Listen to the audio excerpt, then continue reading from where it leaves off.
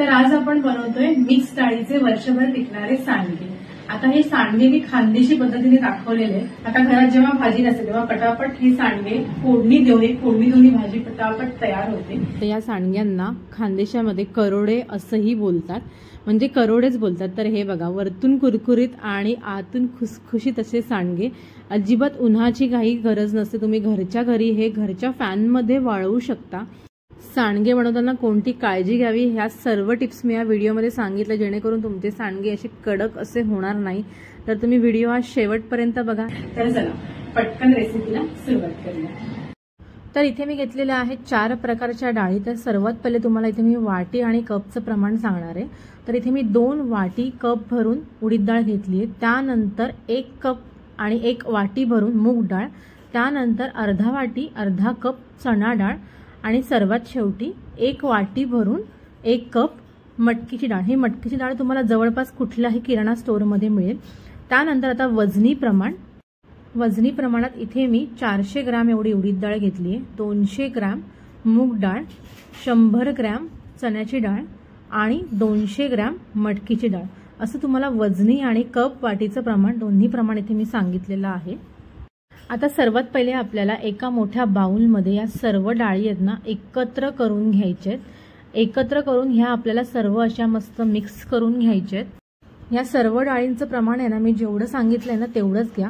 उडीद डाळ आणि मूग डाळ जर जास्त झाली तर आपले सांडगे चिकट होऊ शकतात, आणि बेसन म्हणजे चण्याची डाळ जर जास्त झाली तर मग सांडगे असे बेसन लागू शकतात। त्यामुळे हे सगळं प्रमाण तुम्ही असं एकदम परफेक्ट प्रमाण मी इथे दिलेलं आहे, त्यामुळे तसंच प्रमाण तुम्ही पण घ्या, म्हणजे तुमचे सांडगे खूप असे मस्त आणि खुसखुशीत होतील। तुम्ही आता बघू शकता, आता सर्व डाळी मी इथे मिक्स करून घेतलेल्या आहेत। आता त्या आपण 2 ते 3 पाण्याने छान अशा वॉश करून घ्यायच्यात, जेणेकरून त्याच्यावरती जी पण घाण कसली पावडर वगैरे लागली असेल, आतमध्ये कसला कचरा असेल तर सर्व निघून जाईल। तर डाळ अशी मस्त चोळून घ्यायची। हे बघा, असा बारीक कचरा जो आहे तो असा वरती येतो पटकन पाण्याने। तर डाळ मी अशी 2 पाण्याने स्वच्छ धुवून घेते। आता हे पहिलं पाणी मी काढून घेते आणि दुसऱ्या पाण्याने अजून 2 ते 3 पाण्याने अशी स्वच्छ डाळ मस्त धुवून घ्यायची आहे। तुम्ही बघू शकता आता इथे डाळ स्वच्छ धुवून झालेली आहे। आता याच्यामध्ये मी तिसऱ्यांदा हे पाणी घालते आणि ही डाळ आपल्याला रात्रभर भिजत ठेवायची अशी पाण्यामध्ये, जेणेकरून ती छान फुलेल। आता मी तुम्हाला इथे एक टिप देते। आता थोड्या वेळाने आहे ना ह्याच्यामध्ये डाळ पुरणार नाही ह्या बाउलमध्ये, तर मला दुसऱ्या ना भांड्यामध्ये ही डाळ काढून घ्यावी लागेल। हे पाणी आहे ना डाळ पूर्ण पिऊन टाकतो, तर अजून आपल्याला याच्यामध्ये पाणी लागणार आहे।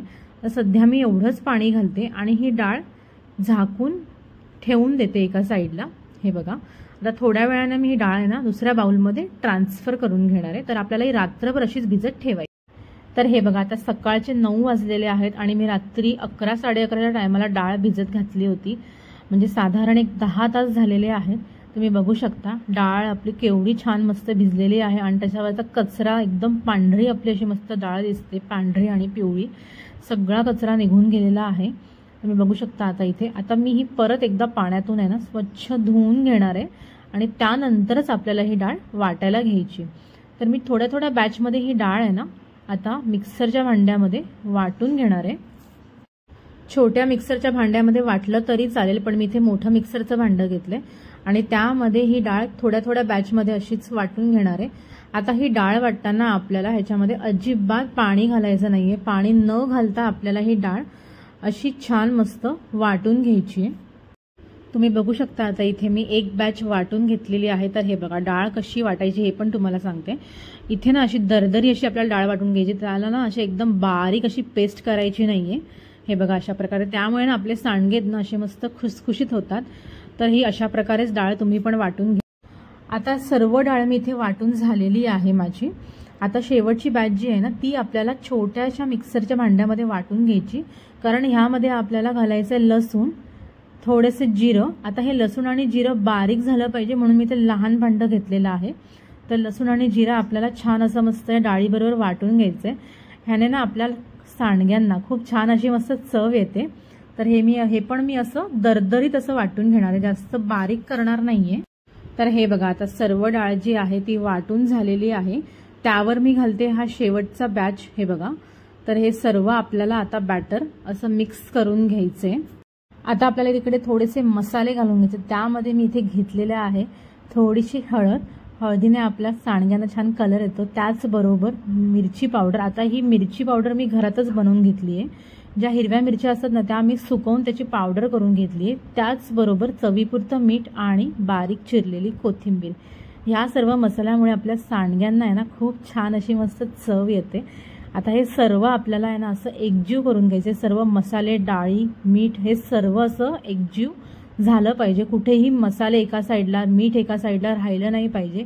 जर तुमच्याकडे मोठं भांडं असेल ना तर तुम्ही मोठं भांडं नक्की घ्या, म्हणजे जेणेकरून सर्व असं मस्त मिक्स होतं.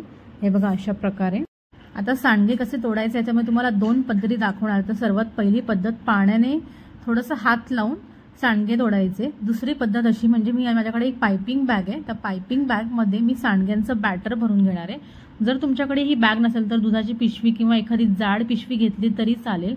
आता ह्या पिशवीमध्ये आपल्याला सर्व सांडग्यांचं बॅटर जे आहे ते असं एक एक बॅच करून थोडं थोडं भरून घ्यायचे. हे बघा अशा प्रकारे एका ग्लासाच्या साहाय्याने तुम्ही हे भरू शकता, म्हणजे कुठेही पिशवीला बाहेर पीठ लागणार नाही, आपलं बॅटर लागणार नाही. तर आता हे बघा असं बॅटर भरून ही पिशवी आपल्याला अशी सील करून घ्यायची. मागे रब्बरने सील केली तरी चालेल आणि पुढून थोडंसं तोडून नंतर सांडगे आपल्याला टाकायचे. तर तुम्हाला मी सांगते सांडगे कसे तोडायचे. तर इथे मी घेतलेली एक प्लॅस्टिक शीट, ही कुठेही तुम्हाला मिळेल. तर ते थोडंसं मी कापून घेते. हे बघा पुढे असं टोक, जेवढे तुम्हाला सांडगे कापायचे तेवढे, तोडायचे तेवढे. आता तुम्ही इथे ना झिगझॅगमध्ये पुढे डिझाईन पण करू शकता जर तुम्हाला डिझाईन पाहिजे असेल तर. तर आता इथे मी घेतलेली आहे घरातली सुरी. तर हे बघा सुरीच्या साहाय्याने थोडं थोडं असं बॅटर मागून ढकलत हे बघा असे सांडगे तोडून घ्यायचे. हे बघा मी तोडते तसेच. तर असे म्हणजे काहीही मेहनत न घेता तुम्ही असे पटापट हे असे सांडगे तोडू शकतात.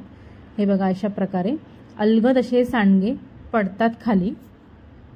तर हे बघा आता पहिली पद्धत आपली झालेली आहे अशा प्रकारे सांडगे तोडायची. आता दुसरी पद्धत अशी की हाताला थोडंसं असं पाणी लावून घ्यायचं. हे बघा आणि थोडंसं बॅटर आहे ना असं हातावरती घ्यायचं, जेणेकरून हाताला जास्त बॅटर चिकटणार नाही. आणि असं अलगद पुढच्या 3 बोटांनी हे असे सांडगे आहेत ना आपल्याला सोडून घ्यायचे. हे बघा अशा प्रकारे अलगद पुढच्या 3 बोटांनी मी सांडगे सोडते. हे बघा त्याला एक छान असा काटेरीपणा पण येतोय सांडग्यांना असा मस्त. तर हे उलट पटापट सोडले जातात. तर मी हे नेहमी असेच सोडते. तुम्हाला जर जमत नसेल तर तुम्ही त्या प्लास्टिकच्या पिशवीने सुद्धा सोडू शकता. तर आता मी सर्व सांडगे असे सोडून घेते. तर याचबरोबर उन्हाळी वाळवणाच्या मी अजूनही रेसिपी स्वरूपास किचनला अपलोड केलेल्या, तुम्ही तिकडे जाऊन बघू शकता. तर हे बघा कुरकुरीत आणि आतून खुसखुशीत असे आपले सांडगे तयार झालेले आहेत, म्हणजेच करोडे. तुम्ही याची झटपट अशी भाजी बनवू शकता. तर तुम्हाला आजची रेसिपी कशी वाटली हे मला कमेंट करून नक्की सांगा. त्याचबरोबर स्वरूपास किचनला लाईक, शेअर आणि सबस्क्राईब करायला अजिबात विसरू नका.